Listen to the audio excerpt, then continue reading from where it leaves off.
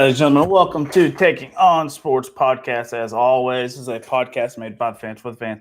Hear from you guys, the fans. Let's dive right into it. We got WrestleMania season coming up. We got Barrett. We got Seth.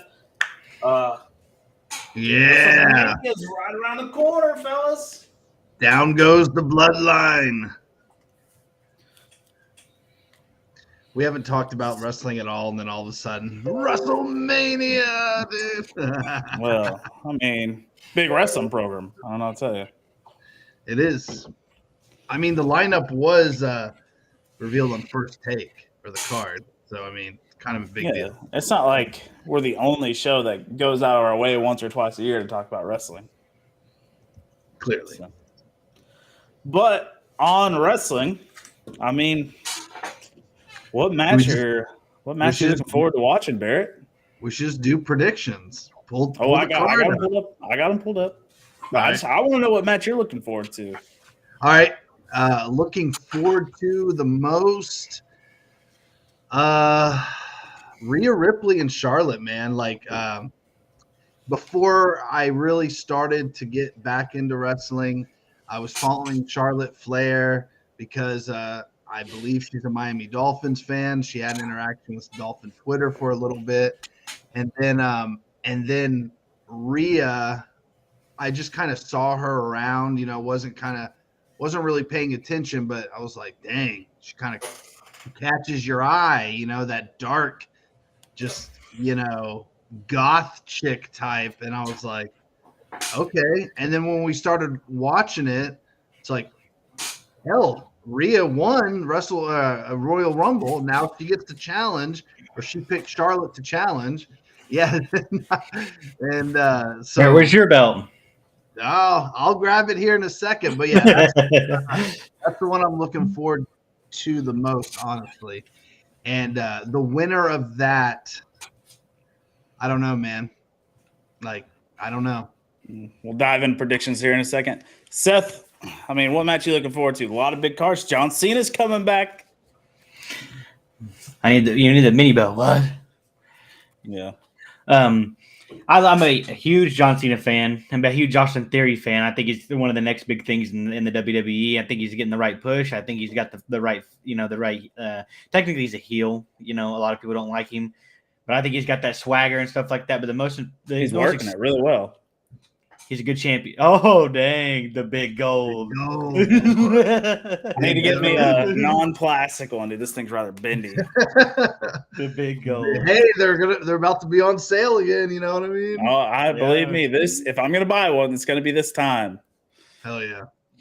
I believe the match that I'll be looking forward to the most is the tag team championships. That I'm not like, obviously everybody says Cody Rhodes and Roman Reigns is going to steal the show. I mean, absolutely going to steal the show. But Sami Zayn and KO versus the Usos, the longest reigning tag team champions of all time.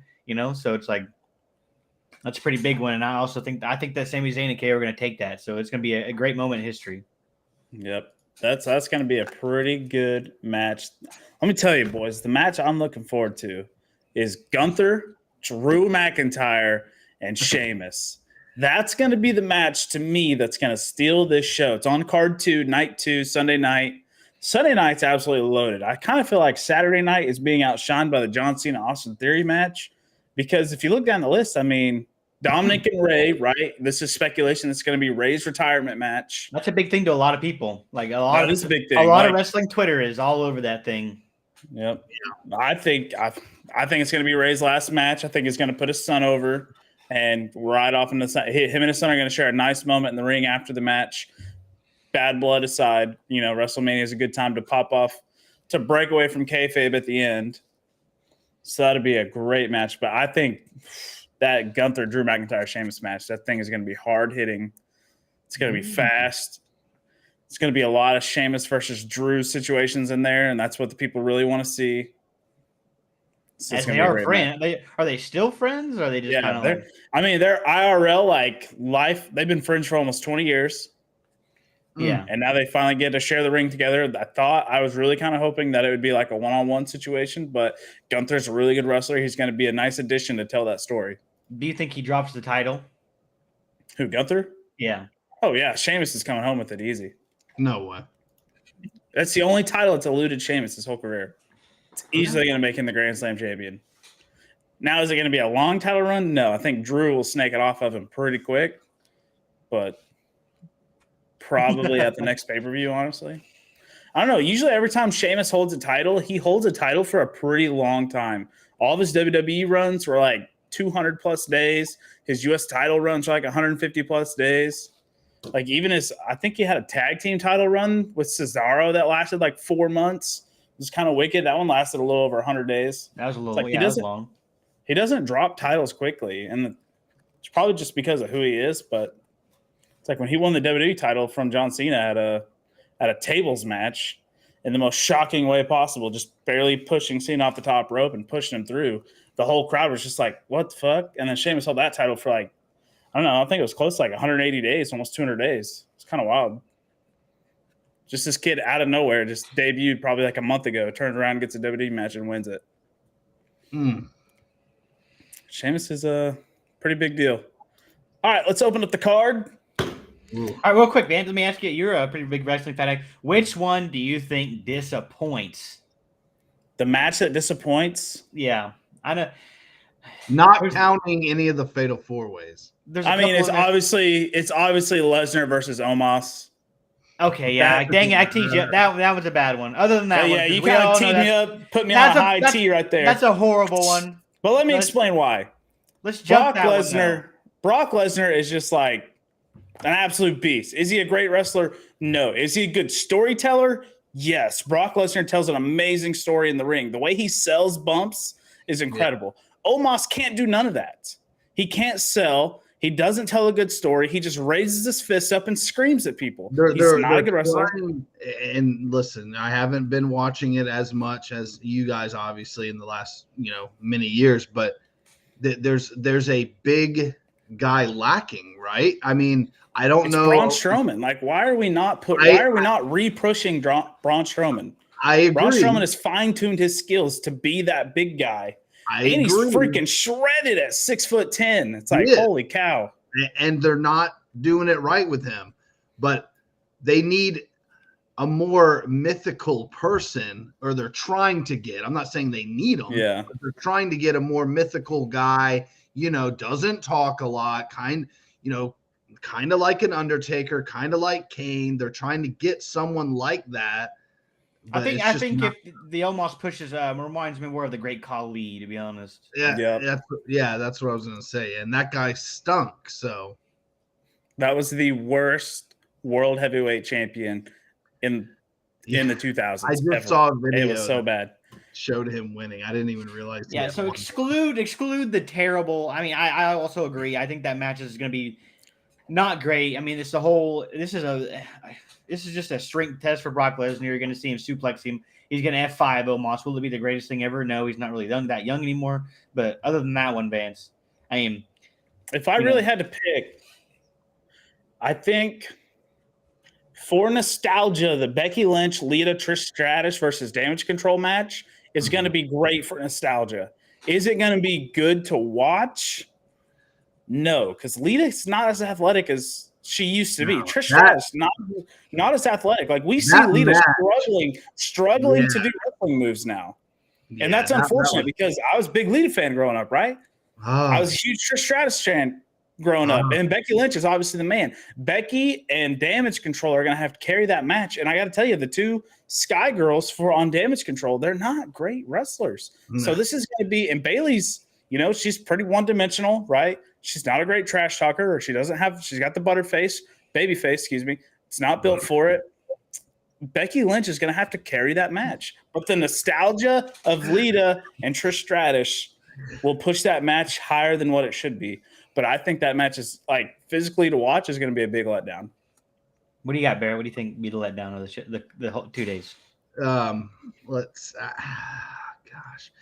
Okay, when it comes to letdown, personally, I'm going to be let down by the Seth Rollins and Logan Paul fight. Not saying they're both great athletes. Obviously, but I just think it's going to be a letdown because, spoiler, I think Logan Paul's going to win. They're using Seth the wrong way. I could be wrong, but I'm just going to be let down because that's how I see it, if that makes any sense at all.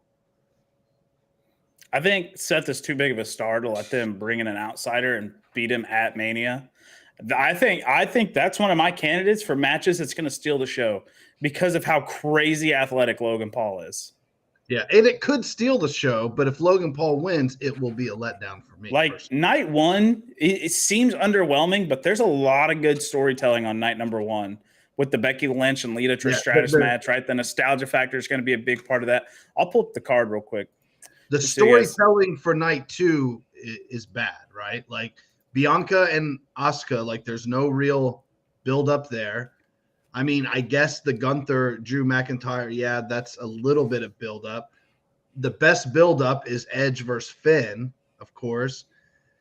And then like Roman Reigns and Cody, yes. I mean, that match is going to be great.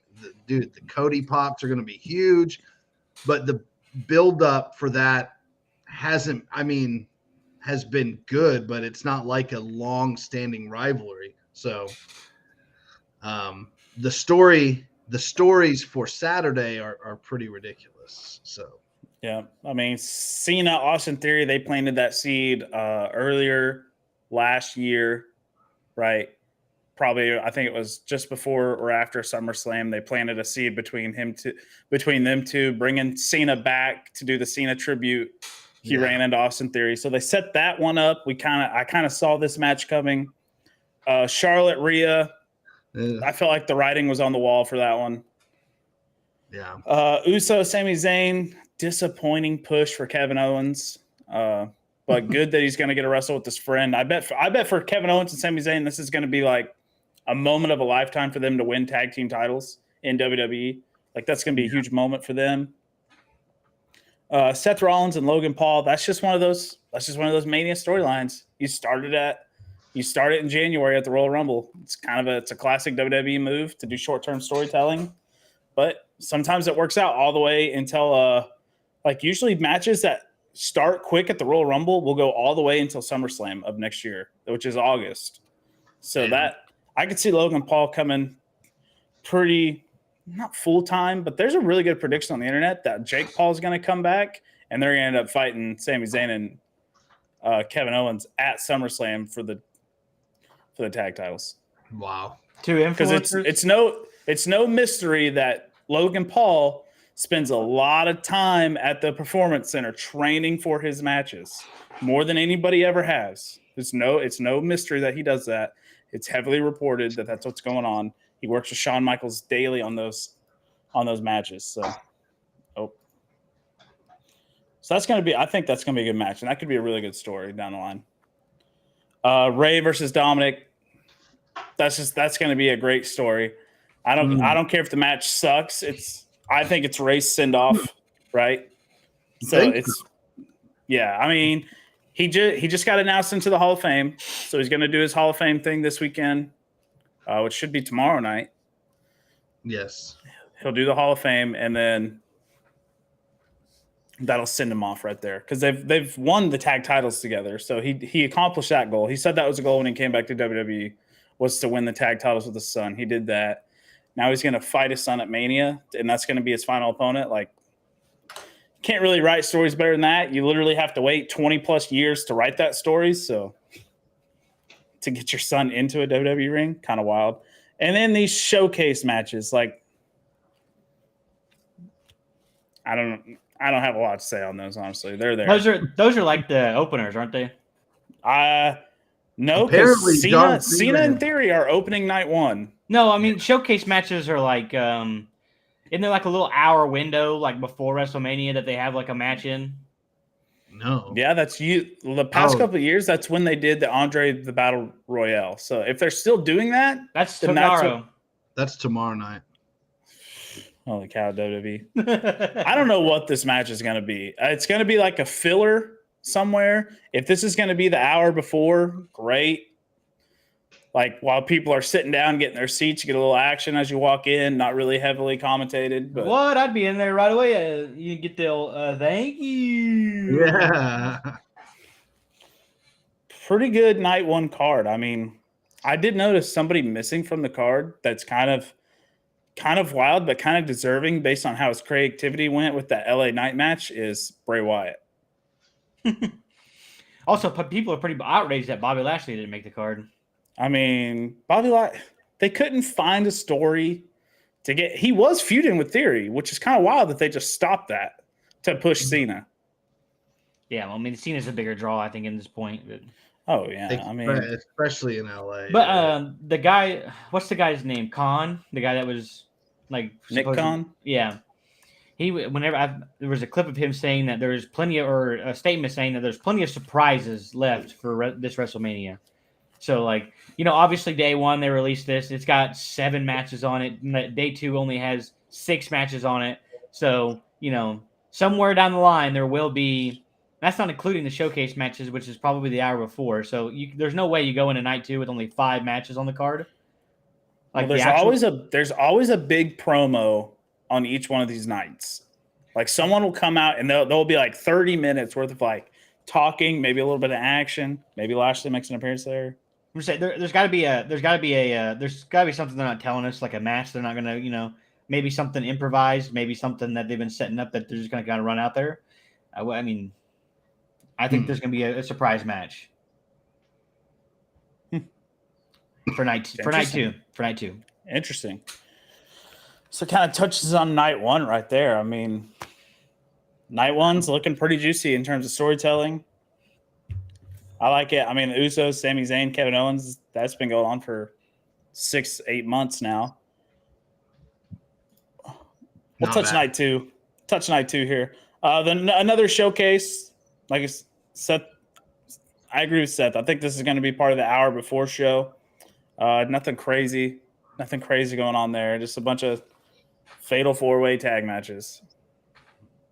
Like, I don't know if you've ever watched a fatal 4-way tag match. They're pretty boring. There's a lot of like off the top rope spots, but not 4 women starting the ring at the same time. It's 2 random people from the team starting the ring, and it's like you can tag in somebody else. I don't know. I think it's a stale concept. It needs to be reworked. Like, they could have easily introduced or brought back War Games for Mania. I thought it would be a bigger draw, but then you'd always have the double ring out on the.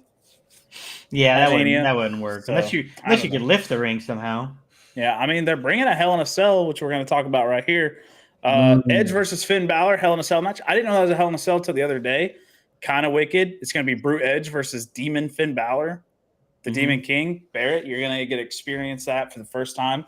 Pretty stoked for you on that, because his entrance is, I think it's one of the most bone-chilling entrances out there in terms of like just how cool it looks. He said he's bringing it back for this.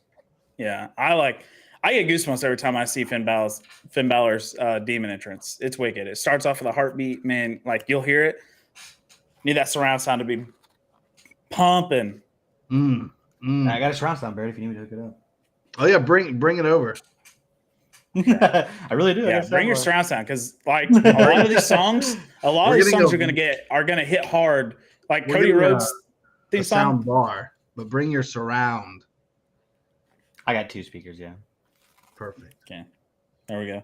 I mean, what do you guys think? Edge versus Finn Balor. That's gonna be a pretty interesting match. I got Edge. This is like one of the. I don't think it's slept on, but I think it's one of the more enticing matches on the card. They're like, where does this go? How does this end? And obviously, I don't think Edge wins this. To be honest with you, I think obviously he's a little bit older. I wouldn't say on his way out. I think he's probably got some still matches under his belt. But this is to put Finn over. I think the Judgment Day is going to end real soon. I mean, all of them. They're either going to end or they're going to get a lot stronger with some wins. No, I think this is the push where they just, it kind of comes to an end, because all of them have individual matches. All of them, except for Damian Priest, obviously. I think Rhea starts our singles run. I think Finn Balor probably goes back to being a singles championship contender. And then where does Dominic Mysterio know? Who knows? He's a stooge. So he is a very. But this is going to be electric. Apparently, a statement says the Edge wants to, he wants to leave it all out there. He wants to do some crazy stuff in this Hell in a Cell. And I don't know what he's going to do or how he's going to do it, but are we going to see somebody come flying off the top of the Hell in the Cell once again? It's possible, and it's possible. Uncle Howdy, Uncle Howdy. Uncle Howdy, that would be terrible. That would be terrible. You know who Uncle Howdy is? I figured it out. Did you? It's Bo Dallas. Did you guess, or you got good information on that? I got good information. It's Bo Dallas.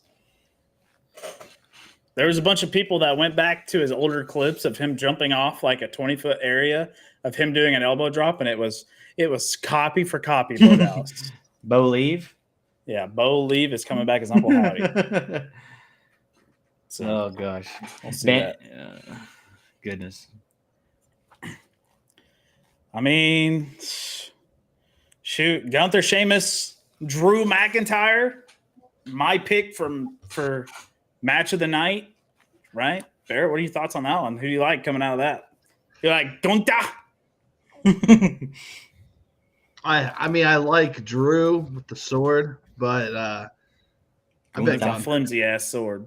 He cut the rope with that thing. Yeah. Get out of here. That's going to be like when Brock Lesnar and Omos break the ring this week. Guarantee it's going to happen. This is going to be Brock Lesnar's the ring. He's going to be like his third time breaking the ring. They're not going to break the ring. Yeah. They're definitely we got $10 on it.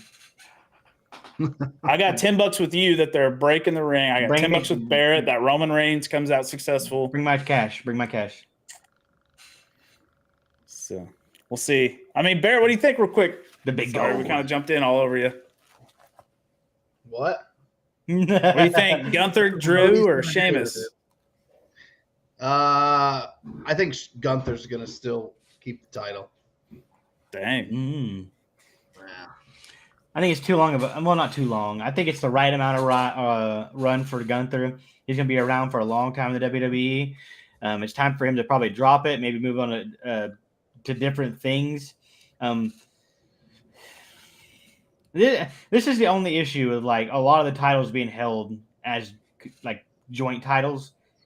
Is a lot of wrestlers deserve pushes, and a lot of wrestlers can't go for pushes because it's like only one guy can get pushed towards the big belts. Only one tag team can get pushed towards the tag team belts, and it's just an issue right now. So how would they try to split that up? I thought they were going to do it at Mania. I think it's going to happen at SummerSlam.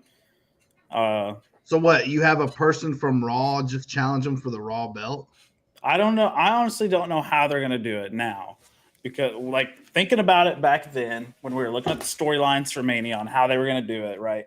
When Cody Rhodes came back, it was going to be, Cody Rhodes is going to fight for the WWE title because that's the real title he wants. He doesn't want the Universal title. And then I thought they were going to push Kevin Owens to fight for the Universal title. But wasn't the case. So I don't know how they're going to do it now. It's kind of weird. I think it's going to have something to do with the Money in the Bank briefcase, whoever wins that, which I think is going to be Gunther. So we'll have to see. I'm curious on how they're going to do it now. I thought Mania was going to be like they were going to have Roman lose one or win one and then lose the next night to Cody Rhodes in the night 2 main event. That was the plan, but The Rock didn't want to play. So I think it's kind of like I think it's kind of pickable. It's a kind of a pickle for the WWE right now. Like, was this cool? Mate, kinda, yeah. At the beginning, greatest title run in WWE history. Well, no, we're like, yeah, cool, whatever. 1,000 days, blah blah blah. It's like, but joining the belts, it's like now how are you gonna split them? Yeah. Like, what's a logical way you can split these belts? I'm sure somebody's come up with it out there. Bring back Big Gold. I'm sure somebody's came up with it out there, right? Somebody's came up with some goofy conclusion of how to get this thing back apart. But it's like, if Cody wins, does he just say, I don't want the Universal belt? And then maybe it's an open challenge, not open challenge, like a contenders match for it or something. Maybe that's a way you can get out of it because he's like, I don't want this one. I'll take the WWE. Guys, the one video where it talked about that stupid belt that they made for no reason, the second belt, and that the only way is to just make a brand new belt and just have one belt again. I don't know. That's what the video said. We can't have having one belt is atrocious in my opinion.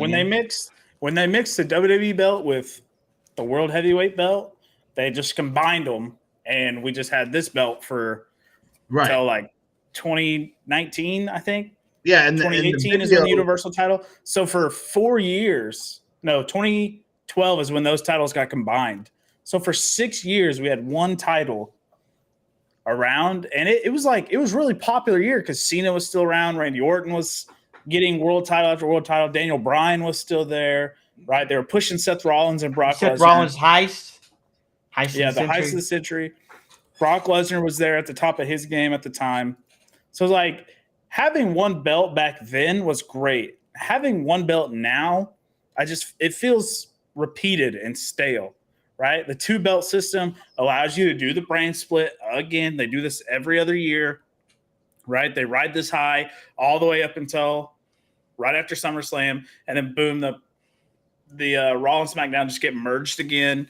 And then right after Mania, they have to do another brand split and do another draft. It's just like, come on. Rinse and repeat every year. I guess talk about the belts so we can move into the main event. And I just want to say, I know that your theory, Vance, is that Roman will retain and that Cody will pick it up at SummerSlam through the Money in the Bank or whatever. But like, when is his push ever going to get harder than it is right now? And I know you use Sami Zayn as reference, but that was a story built for a long time. And then it died. People still love Sami Zayn, but he's going for the tag team belts with KO. Another emotional, you can get along with that. You can get under that. Hey, that's awesome. I want them to win. If Cody Rhodes loses, it's like, when you go back to SummerSlam, is the push just as big? Because I don't believe it's ever going to be bigger than what it is now. So I can break that down. The way they did Roman versus Brock at WrestleMania 35, right? That's when they went back to New Orleans.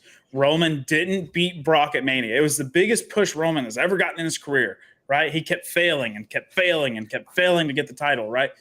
They fight at Backlash or something. Roman failed again. They fought at another pay-per-view, or he fought on Raw in a steel cage match. Roman failed again. And then they finally had to conclude the whole thing at, was it Crown Jewel or was it SummerSlam? I think it was Crown Jewel. They let Roman beat Brock Lesnar, but they built the storyline where Roman was like, I can beat him, and just kept going on and on and on. And that was a compelling story. I thought it was a pretty good storyline, but it was just like Roman's push to get there. It took him like 4 years to fight Brock Lesnar again, because they originally fought at Mania 31, and they fought again at Mania 35, and Roman lost again. And so I kind of feel that storyline's probably going to get beat again if Roman retains. But if Roman doesn't retain, then I think Roman's going to disappear until who knows when. Like, he's going to take some time off, a lot of time off. He might come back for Backlash right away and then lose again. That's one theory I heard. Yeah, I think this is going to be Roman's like, hey, because I don't know where I get this information. I just scroll through fucking Twitter all day, probably because I work from home, and I can just go down rabbit holes. But I think Roman Reigns' contract is coming up, and he's either going to come back full-time or be like a part-timer and try to go Hollywood scene. So his contract, he may disappear for a fat minute. I don't know, but there's also the 1,000 days is coming up, right? We haven't seen a 1,000-day champion since what was it? It went San Martino, Backlund, San Martino, Hogan, maybe Backlund again. There was somebody after that whole stitch between those 70s guys that did it for like 1,000 days. We haven't seen it since then, so I think they let Roman retain and push 1,000 days. And then Cody beats him. It's such a historic moment. I just don't do they really are they really, is that what they're pushing for, is 1,000 days? And it's a pretty big deal. Like, in the wrestling world, that's a massive deal. To us and like other casual fans, it's going to be like, oh man, Roman for 1,000 days. It's like, no way. But in the wrestling world, that's a big deal. It's never happened since the 80s. I mean, yeah, but would it be better if he hit, you were like, oh, he's going to hit 1,000 days and then he loses? It's pretty crazy. I don't know. I think the universe wants it. I think the build is there. I think the hype is bigger than it was with Sami Zayn, even though it was in Canada and all this other, whatever, he lost, and it was a big sad thing that he did lose. But how are you going to hype another guy up with just as much, or not even more, and then just be like, he's not going to win again? Yeah, I think Cody wins it, guys. Has to. Money is on the line. And then I think you give the universe what they're asking for, and Cody Rhodes is going to be a fighting champion. Yeah, like there's so many heels that have the belt, that have the titles. Like every heel has the title, at least on the men's side. So something has to give. And some of the heels have had it for a long time. Something has to give at WrestleMania. All the heels are not retaining the titles at WrestleMania. I think it'll be Gunther, probably Austin Theory, using John Cena as a more of a push for him. But I think the bloodline's going down. I think the only guy that retains is Austin Theory. Yeah. Like his push is in, and Cena's going to put Austin Theory way over the ropes. Like way over the top. And then obviously John Cena has that golden shovel. John Cena. Let me tell you something, John Cena. But I kind of started watching back whenever Theory, came out, and was getting put by Mr. McMahon's right-hand side, like right-hand man. So I think he gets the push. Obviously, one day he's going to have to drop the U.S. title to push for the big titles, and he will win those. That's just a given fact. Theory will become a world champion at one point in his career. So I think he's the only person that retains. Gunther will lose it. He's had it over 100 days, hasn't he? Yeah, well over. He's had a nice long title reign. Yeah, so he'll drop it at Mania. Then he'll probably go do, I don't know what he'll chase after that. Theory will hold on. I think the Usos lose because, the Usos are pretty active. I don't hate on the Usos as much as I, dislike Roman, but they are active. They're always there. So it's like, you can't really hate on them for being champions because they show up, they do their stuff, they super kick people. They super kick people a lot. They're getting one-dimensional. At least they wrestle. They're getting. It's bad, man. Once you start seeing this crap over and over and over and over again. I don't know. Could see the Usos potentially retire. They've been in the WWE since like 2008. Retire? They've been there a long time. Damn. Why not retire after your longest title reign? It's a pretty good way to go down, I think. You don't want the Jay versus Roman storyline. That could be go for the head of. They could branch that whole storyline, but if Cody wins, I have a theory on how the next world title challenger is going to be Gunther. Right? He's going to come out and be like, literally the Raw after Mania. It's going to be Gunther is going to be in Cody Rhodes' face. Maybe they may give it a week. Do you think they may give it a week? Splits from Imperium though to make the big run. What about? Yeah, Gunther's he's destined to at least get a title shot. I'm not saying he's going to hold the WWE title, although I think he would hold it really well.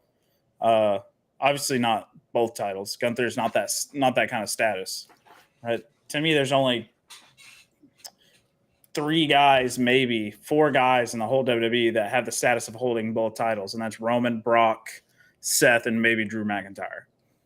Mm-hmm. Those are the only 4 guys in my eyes that can hold both titles at the same time and be like, what about AJ Styles? You could look at them legitimate and be like, if you're looking at double champion, you're looking at big, massive, athletic dude, and AJ Styles is phenomenal wrestler, right? Top in the world, but he's a single title guy. He's not a double title guy. He doesn't have the dominant power that you would see out of somebody who can hold 2 titles. And those are the only 4 guys I think that can do it. Chad Gable.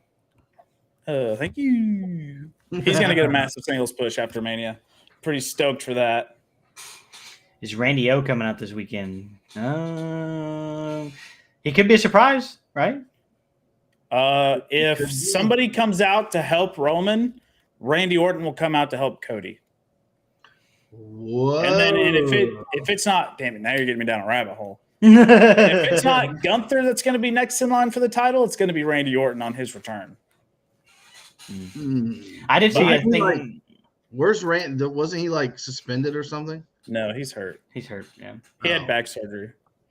I did see a thing today where it said that Randy Orton is now the age that Hulk Hogan was whenever he formed the NWO, right? Yeah. What? Wow. Damn, I'm old. Yeah. Katie has also been going down rabbit holes, as you can see. Yeah, I get down on pretty deep. I create my own rabbit hole and start to believe it, and then when it doesn't happen, I'm like, oh, WWE's going in a bad direction. Because I don't know, just to me, I feel like if I was a writer in WWE, I could tell compelling stories, right? Because you just bring these guys out of fucking nowhere, out of left field, like Mania after Raw after Mania. Cody's out there celebrating right at the end of his celebration, says his whole speech, how he did it for his dad, all this stuff, and then boom, Gunther's music hits, and he's right in his freaking face. And then we set up a match at Backlash because Roman's taking a break. It's like, to me, that's pretty good. Fair enough. And if it's not Gunther, it's got to be Randy, right? Like, Randy probably should be next in line if Cody wins because Cody Rhodes was Randy's protege. I don't know. That's where I'm at. Let's transition. Not a whole lot of NFL shit's going down, huh? Like Lamar Jackson shit. It's a little stale. A little stale right now. Little stale. However, I will just go ahead and throw this theory out there to the demise of Caitlyn. So let's just, Lamar sits a year because they don't trade him and he doesn't want to play for the Ravens, so he sits. Agreed. Tua has a decent year, but again, injuries kind of ruin the season. Injury prone. Right. Miami gets Lamar with their new draft capital next year. Lamar, Tyreek, Waddle. Just saying. I know you can kick cap space, but that much cap space? That's a lot of cap space, yeah. That's a lot of cap space. Like, Miami's going to have to call Mickey Loomis and figure out how to do it. I'm not saying it's impossible. I don't even think the Saints can make that much cap space. I mean, we squeaked enough cap space to sign Derek Carr and still have $18 million left over. So the Saints can do it. We were negative going into the season. Yeah, so into the offseason. Yeah, that's fine. The Saints are the masters at kicking the can down the road. Now, in 3 years, is it going to bite them in the ass? Oh, fuck yeah, it's going to bite them in the ass. When Michael Thomas, in 2 years, has a $55 million cap hit, it's going to fucking suck. You can push cap hits down the road, but if that player doesn't sign another contract with you, it's like you just eat that cap hit. Luckily, he signed an extension to give us some relief of that. But I think his cap hit is still going to be like $55 million in 2 years. Kind of wild. I have a theory, and I put it on Twitter, and I said I tagged that page that says "Remind Me," right? And I had it at right at the beginning of the season, right at the beginning of preseason of this upcoming year, that Lamar Jackson would be a New England Patriot, and then Bill Belichick's old dumbass had to come out and be like, "No, we don't want him." When did Bill say that? I missed that. When did Bill say that? That was reported yesterday all over everywhere. Oh, I missed that. Yeah, because I was pretty stoked because I was going to let the whole world know that I predicted this a year into the future before Lamar ever set out, all this other shit. And then Bill, I still think it's a play. Bill saying, "Oh, we don't want him. Oh, but here's a first. Here you go." Yeah, come our way. I don't know. I mean, Patriots always do some random moves. I wouldn't be surprised, but yeah, I do believe Bill that they probably won't pursue him. I mean, in NFL news, Anthony Richardson did have his pro day today, and I read on Twitter that some franchise is going to get set back 4 to 5 years just from some kid's pro day because they're going to draft him high. I mean, it happened to the Jets. Yeah, and let me tell you, Anthony Richardson's pro day was nothing short of crazy athletic. So I imagine that he gets taken the first round off of his pro day alone. Yeah. Some poor team. Or they find just or they get the absolute gem. I think Cam Newton was successful coming out of college, and I think Anthony Richardson's better than Cam Newton was coming out of college. Oh, jeez. You're insane. All right. More athletic, and Cam Newton can't throw the ball. Every player. Did you see Cam Newton coming out of college the year he got drafted number 1 overall? They're just getting more athletic. Yeah, I'm not saying Cam Newton was a fucking slouch. I'm just saying Anthony Richardson's more athletic. And everybody's Cam Newton was like a proven winner, though. Didn't Anthony Richardson? Did they have a losing season in Florida, or they barely have a winning season? Probably. Guys stinks. Where Anthony Richardson struggled in the SEC, Cam Newton dominated the SEC. I believe in the tweet. It's on a good Auburn team. It's a set of franchise. The quarterback makes that team. Like, you can't tell. Anthony Richardson was doing some good, crazy stats. It wasn't winning though, man. Florida stinks. Dude never had like a 3 passing touchdown game. I don't think. I'm trying to get there. I remember them debating that on one of the talk shows that he didn't have. See, the big difference between Anthony Richardson and Lamar Jackson is when Lamar Jackson was in college, he still threw for 4,500 yards and like 40 touchdowns. Whoa, I didn't The difference with Anthony Richardson is he can't physically do that. He can run all day and he can jump all day, but he cannot throw the football. And let me tell you something. That's a big part of playing quarterback in the NFL. Who said Lamar?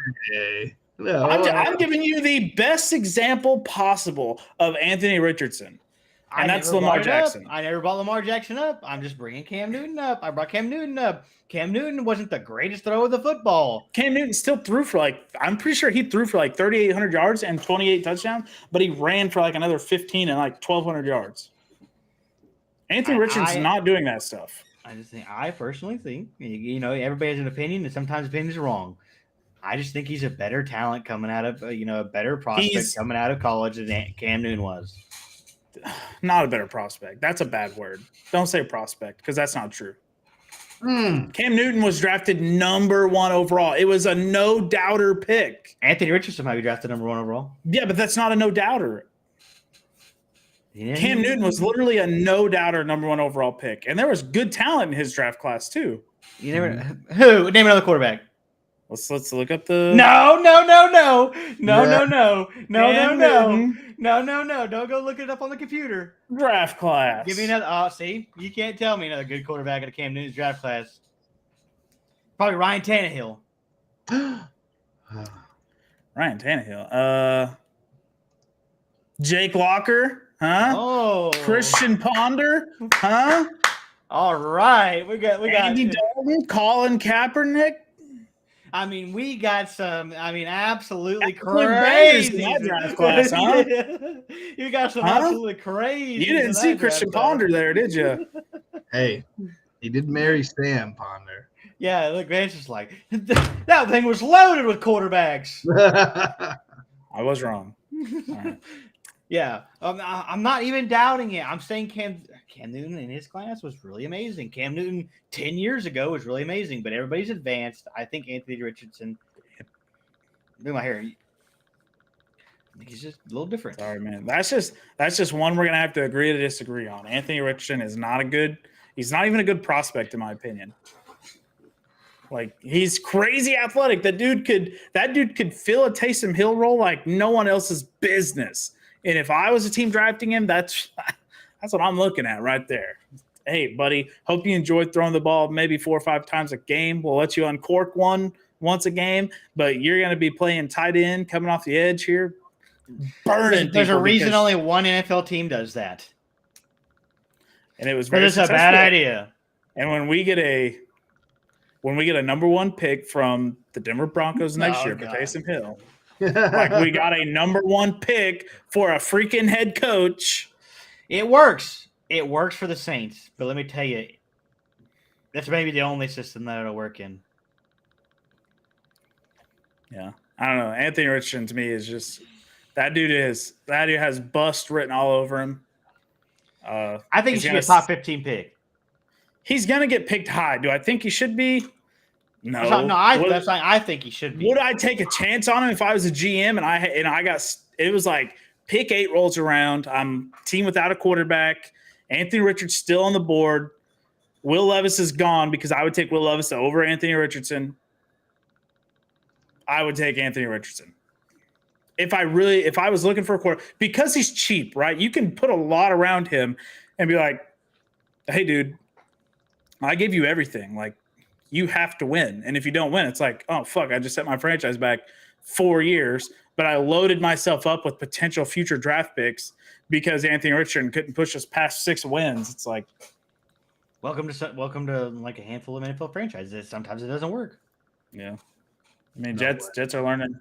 Jets are learning firsthand. I mean, Well, Dolphins learned for turning it years. around. The Jets are turning it around. They're going to give all their capital to Green Bay, and then they're going to just get set back even worse. God, idiots.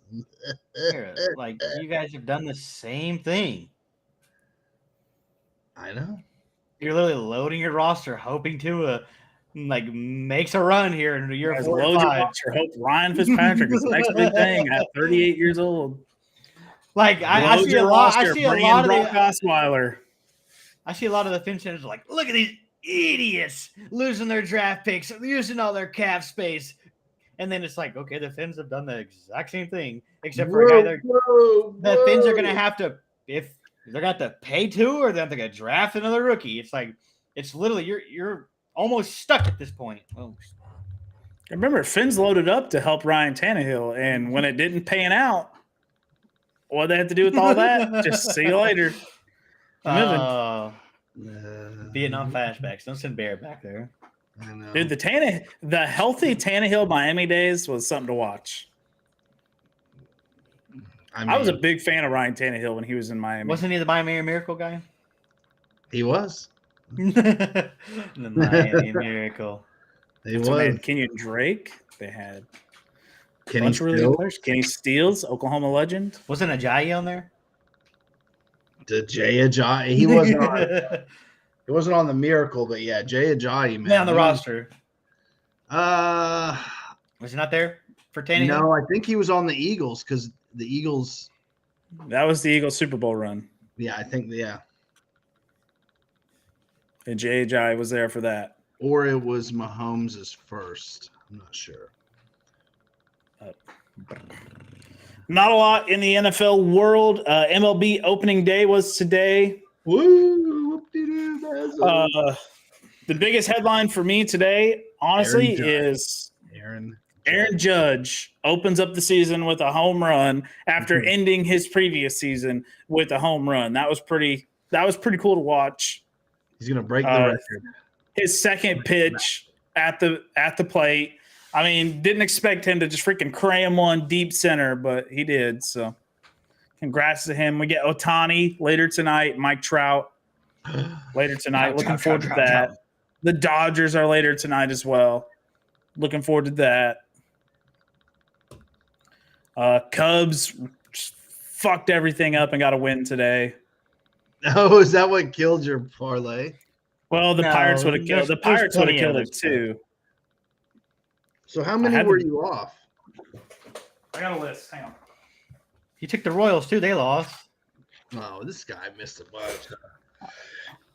He took the Cardinals. They lost. Who did I take? Didn't you take the Cardinals?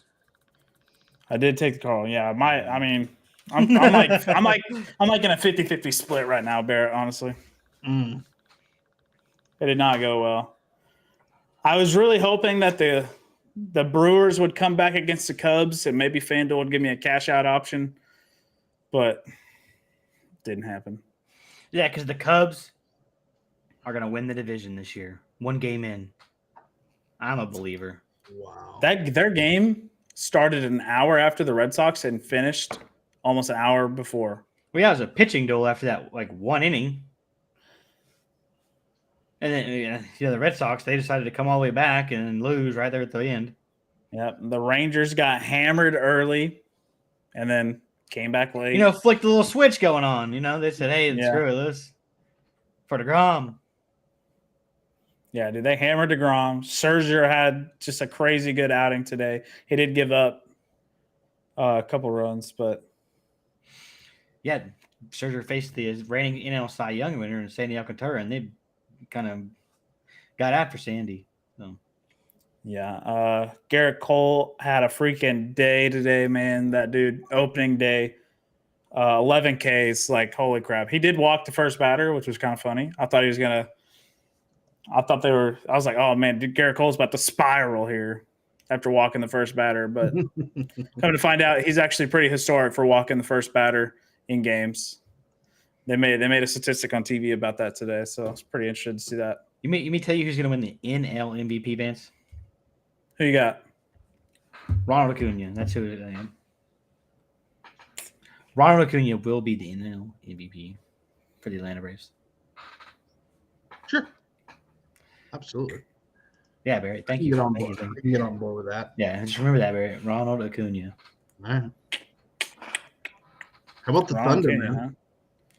huh? Who? Yeah, who? This team that struggles to get to 500 and stay there? Who'd you say, actually? The Thunder. Oh. Don't they play again tonight? No, they play tomorrow. Oh, They play the Pacers. They play back to back. Should be a win for us. I don't know if SGA said he's coming back or not. I have to wait for that because He's got a without sprained him, ankle, like, dude. without SGA, I honestly don't know what this roster can do because Giddey, minus the one time, just doesn't score. Have to rely on J-Dub to go get it. Luckily, he's stepping up. But after the Pacers, man, the Thunder are in a rough spot. Phoenix, Golden State, Utah, Memphis. Oh. That's a rough spot to be in. That's bad news. Yeah. Hey, well, I will be at the Memphis Grizzlies. April 9th game. Who's that again? Yeah. The Grizzlies. That's the season ender right there. That could Well, be for that's gonna clip the That's tail. probably going to be a must-win to get in the play-in. That's gonna clinch it, dude. Wicked. NBA's coming down. Since the NBA finals regular season's coming up, who do you got for MVP, Jokic or Embiid, Barrett? What do you think? I'm gonna say Embiid because they can't really give it to homeboy like 3 times in a row, right?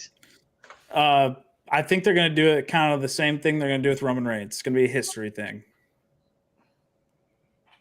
Hasn't happened in a long time. 3-time back-to-back MVPs.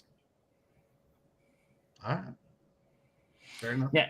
Unfortunately, I want it to be Embiid because I think Embiid's the more dominant player. I mean, I know, Jokic gets a lot of the other blah, blah, blah, blah. Westbrook got criticized for that shit, and he didn't win back-to-back MVPs. So, but I think it's gonna be Embiid, even though no MVP has won it sitting out as many games as Embiid has this season. So it's gonna be kind of a tough uphill battle for him, I think. But if you watch the NBA for long enough, you'll know that voters kind of get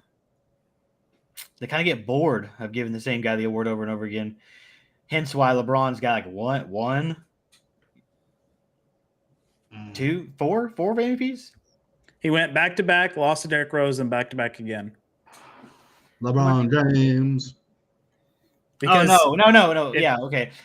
I'm saying LeBron should have more than that, right? Because statistically, he should have like 3 more MVPs, I think. Yes. But they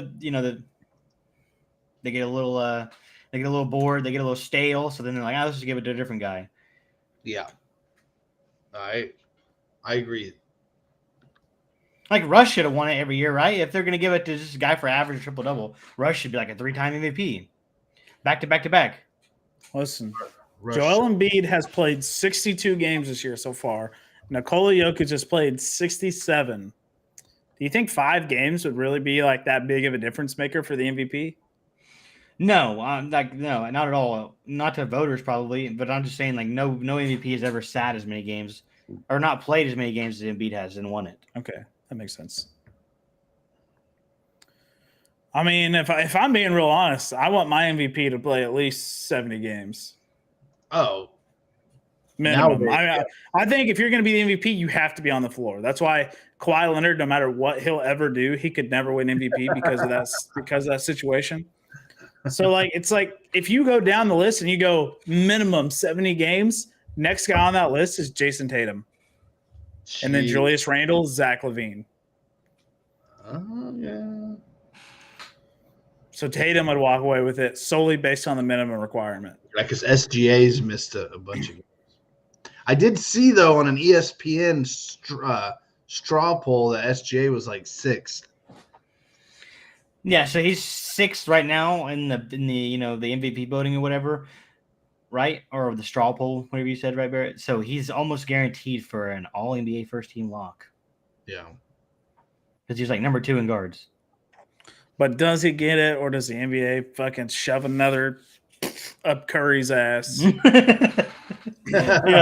Curry, 30 games. Here's an All NBA first team because you dropped 39 on random ass nights.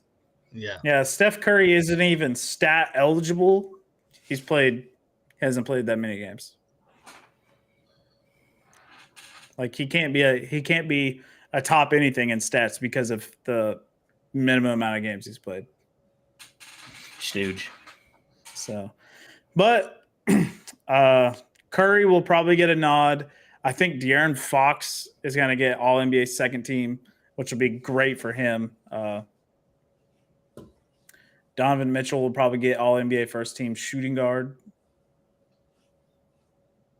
Right. So if you look at All NBA first team, it should realistically go. Do they put Luka at point guard? Is that where Shai gets fucked? Probably. Yeah. Shy's. He probably won't make. I don't know. But he's just in a straw poll. He just made 6th in the MVP voting. So it's like, how do you vote a guy for MVP at 6? And you're like, nah, he's not good enough to be a first team All NBAer. Because Luka's sitting at number 1. That's why. Luka's considered a point guard. Who's number 2? Well, the NBA All NBA team doesn't go like that. It usually goes guard, forward, center. Yeah, and if you go guard, it's probably going to go Luka, Donovan Mitchell. Donovan Mitchell? No. The dude's having an incredible year leading Cleveland to the playoff spot. He's on a good team. He is the good team. Darius Garland's one hell of a point guard. Darius Garland's good. He's averaging 21 points a game. Donovan Mitchell's putting up 27.6 and has a crazy good defensive rating. Donovan Mitchell's going to make All NBA first team defense. He's probably going to make first team defense, if not second team defense. So he's probably going to make first team All Pro. What's SGA averaging? 31.3. But can't get into the playoffs potentially. You expect him to get in the playoffs with this roster? Yes, I do. Are you out of your mind? No, Isaiah Joe is shooting lights out half the time. I'll give him that half the time.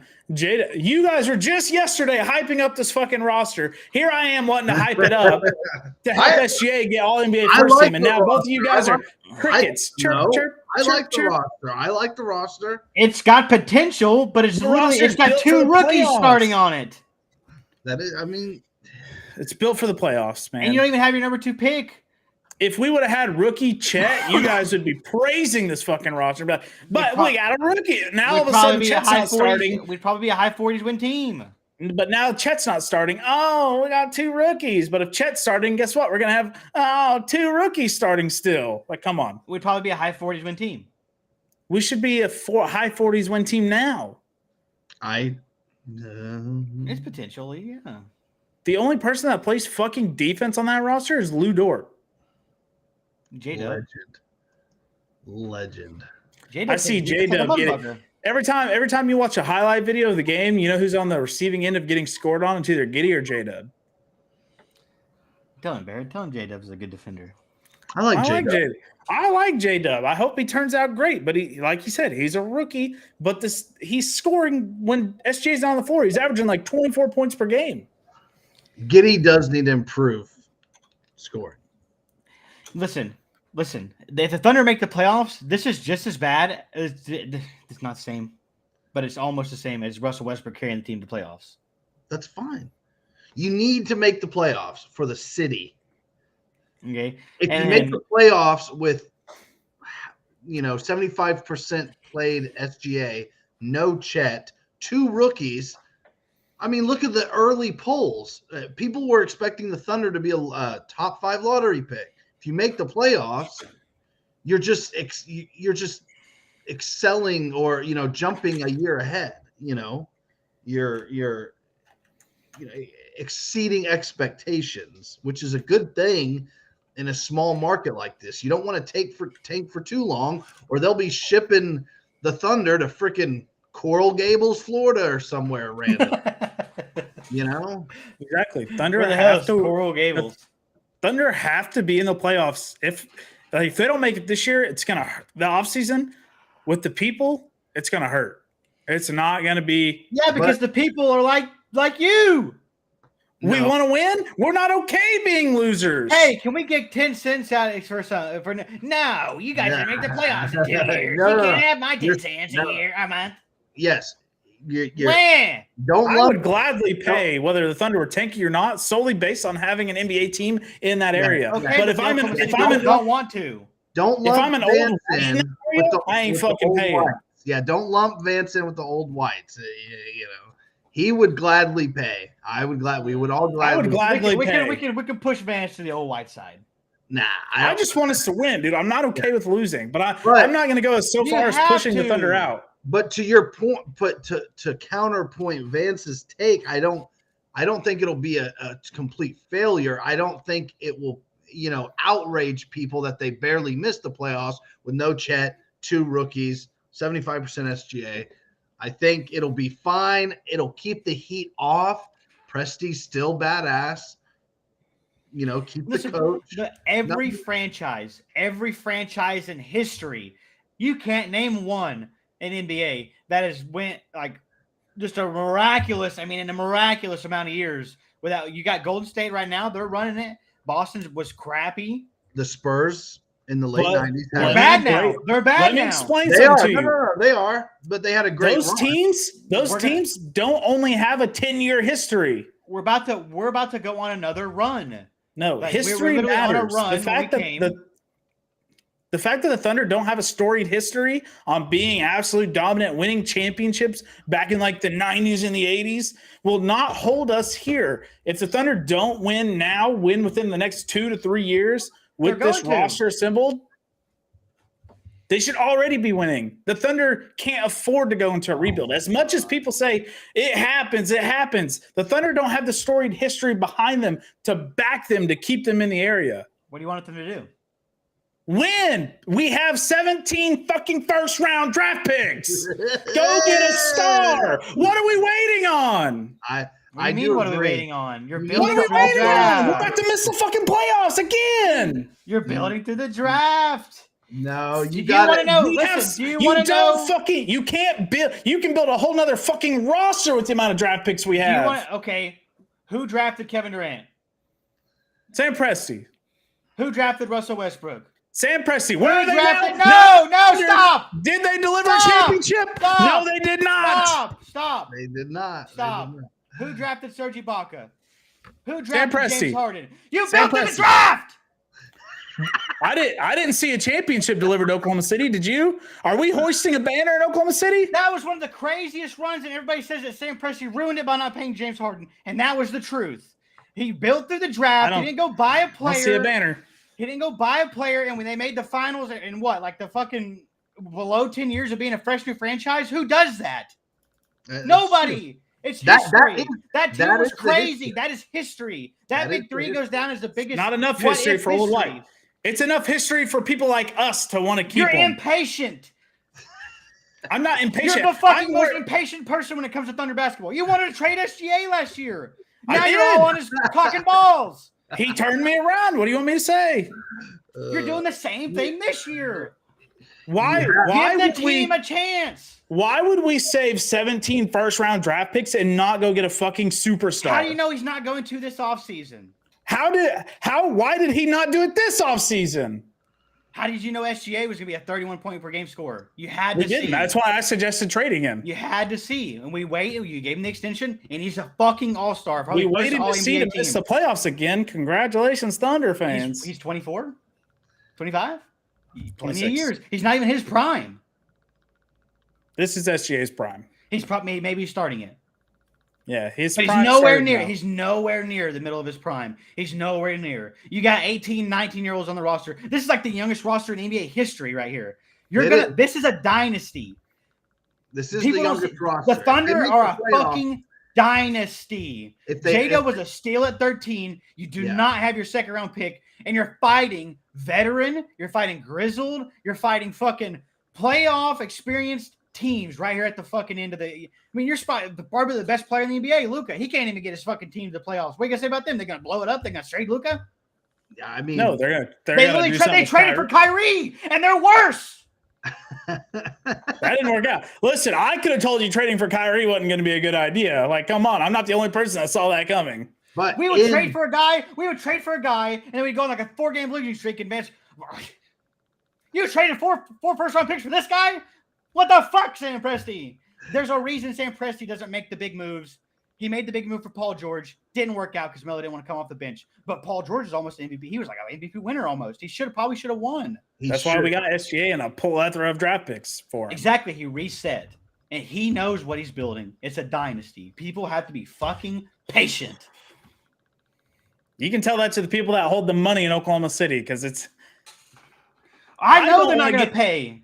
I know they're being stingy. They're being. You're attacking me. I'm trying to tell you that if we don't fix something now, the people that hold the money in Oklahoma City are going to be impatient. Like I'm impatient now. I just want to win. I don't ever want to get rid of the Thunder. God, hold it. I fucking have Thunder gear in my closet. Don't want to get rid of them. But the old whites in Oklahoma City are going to be like, we're not paying to get a new arena. Right. See the Thunder, you can't win a championship. The people, but it's not just the rich people. It's the whole city. It is, and those people with the money and the majority, they don't understand rebuilding. They don't understand building through the draft. They want to know why this guy that did draft Kevin Durant and all these guys, why aren't they winning?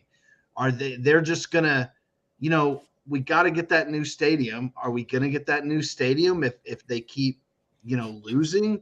But like I said, there's a gray area here where if they barely miss the playoffs as the youngest team, I think you can pitch this. You can pitch this team to get you anything. Literally, to us, yes, anything to us, to absolutely. anybody. I think they get the bill for the new stadium this offseason. I really do. You can pitch this team to almost any person in the NBA and say, which team do you think will win a championship in the next 5 years? And I think the Thunder show up in a lot of people's categories. I think they would. And then what did JJ Redick also said, who's the most promising young team in the NBA? He said the Thunder. Okay, you can't pitch. If I was getting a pitch and they said, okay, who do you want? Do you want the Thunder? You want the Rockets? You want the Pistons? The Magic? You're going to take the Thunder for sure. I take the Thunder 10 times out of 10. Okay, especially with the same. If you keep twice on Sundays, Sundays, because the Pistons are. Good God, they're terrible. They can't figure it out. They can't figure it out. The Magic can't figure it out. They're going to draft another top 3 guy. He's going to come in, probably score like 15 a game, not figure it out. Rockets, poverty. I mean, it has poor Steven Silas fucking crying the other day. And I feel, you feel bad for a guy who can't motivate because you got a bunch of young guys on the team that can't be motivated. I mean, they're a bunch of hooligans. A bunch of goofballs, okay? Yeah. Yes, I think it gets approved, and that's why I'm saying you can't. I don't think they need to fucking make the playoffs. Will it make the playoffs? Will it make a lot of revenue? Yes. The Paycom has never popped off. They've never popped off more than what they have now. Right at the end of the season. I do love the team how it is right now. I think he's done a great job, and if Chet is that guy. Hey, we'll be in good shape.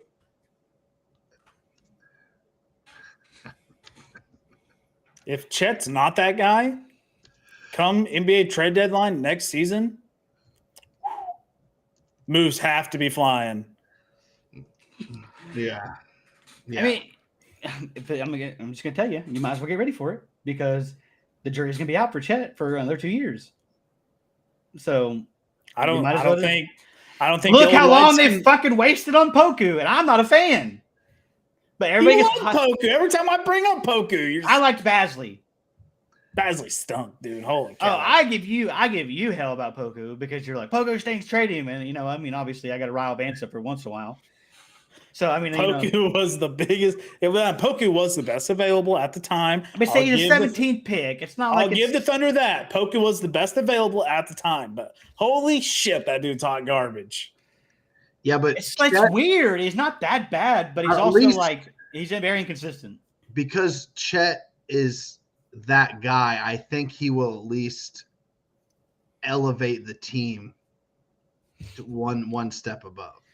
I think Chet is almost the missing piece. Giddey is not going anywhere, dude. Jesus Christ. Chet was the missing piece to us making the playoffs.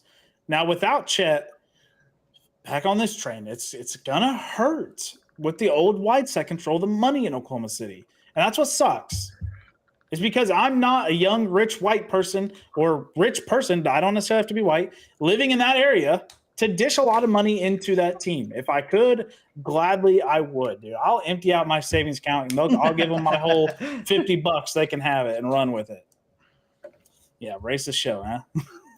We are racist. We just talk about it, man. This is how it is. Oklahoma City. You can't tell me it's not. The people that run Oklahoma City are old whites. Yeah, for sure. Every building. I've been in a lot of the skyscrapers down there. CEO front.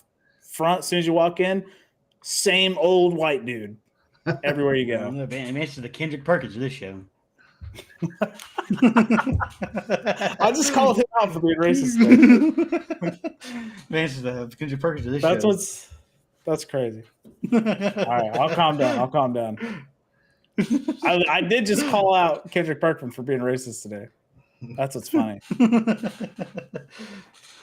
He said, "I'm just waiting on the Kings to actually make the playoffs." Yeah, the Mike Brown. Know that I'm voting for Mike Brown as my coach of the year. Carry the hell on. Why is he so angry every time he tweets? Like, does somebody just pinch him as he's tweeting? I think he's just like, carry the hell on. I think you got a vendetta versus Kendrick, man. The dude's an idiot. I'll tell you that. He's not good at his job. I mean, his the reason First Take had to come out and issue an apology. It's like, I sit here and do research all freaking day because I get bored. That dude couldn't have pulled up the most public information out there. You literally type in NBA MVP voters, pulls up the fucking list. It's a spreadsheet, pulls it up for you immediately upon a Wikipedia search or a Google search, Wikipedia. Pulls it up on Wikipedia. Kendrick could have just resolved himself all right there, but he chose not to. Same with Mad Dog Russo. That guy works me up. But that's a good spot to end it right there. Got a lot of good clips off that one. So go Thunder. Finish the season strong. Make the fucking playoffs. All these old whites throw money at you. If not, it's going to be a debatable offseason on whether or not we get the new arena. And I hope we do. I so God hope we do. Because if we lose the Thunder, man, I don't know what to do. Become a fucking Bricktown baseball Oklahoma City Dodgers fan, I guess. Drillers. You got the Drillers. Yeah, I'll go to every Drillers game if we lose the freaking Thunder. Wicked. But then you got to be a Dodgers fan. 5-star tight end Deuce Robinson has committed to USC. Boo. That's how we'll end the show. All right, boys, we'll see you next week. WrestleMania results. Yeah. See you, gents. All right, ladies and gentlemen, thank you for tuning in to Taking On Sports Podcast. We got heated tonight. It was absolutely perfect what we want out of the show. The debates are finally coming alive. Tune in every week for the show. Catch us on Spotify, Apple Music, and Amazon. You can also catch the show on YouTube. You can watch the replay there. You can watch it on Facebook. Wherever you feel comfortable watching it, just know you can always catch us somewhere. See you on the next